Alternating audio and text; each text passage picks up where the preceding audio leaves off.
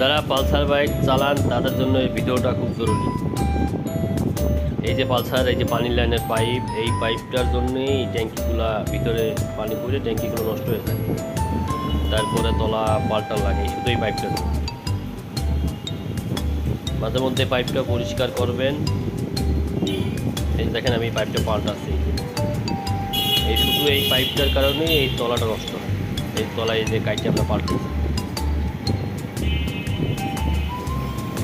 সেক্ষেত্রে আপনি আগে এই পাইপটা পরিষ্কার করলে আপনার এই গাড়ির তলাগুলো আর নষ্ট হয় না। নিজেরা যদি পারেন তা করলেন, আর নয়তো যেখানে বাইকের কাজ করে সেখানে গিয়ে এটা আপনার